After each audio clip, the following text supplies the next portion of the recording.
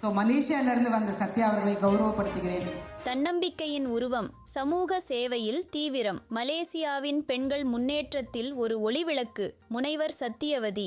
அயராத உழைப்பும் உன்னத பேரறிவும் இணைந்த மகிழ்வான தருணத்தில் மலேசியாவைச் சேர்ந்த முனைவர் சத்தியவதிக்கு சிங்கப்பெண்ணே விருது வழங்கப்பட்டதோடு உலகளாவிய கவனமும் முதன்மையான கௌரவமும் கிடைத்தது.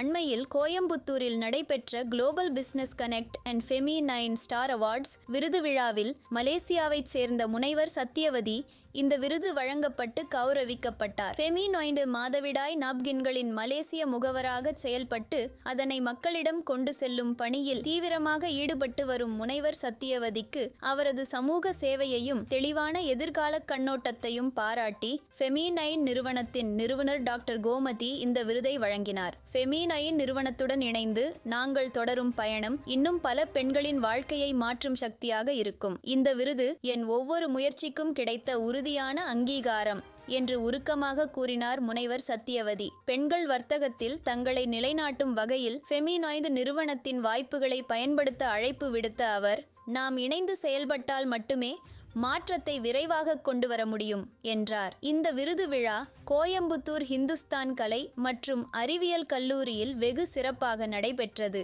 மலேசியாவில் ஃபெமினைன் மாதவிடாய் நாப்கின்கள் அனைவருக்கும் அறியப்படுவதற்காக முனைவர் சத்யா மேற்கொண்ட முயற்சிகள் பாராட்டத்தக்கவை என்று நிறுவனர் டாக்டர் கோமதி தெரிவித்தார்.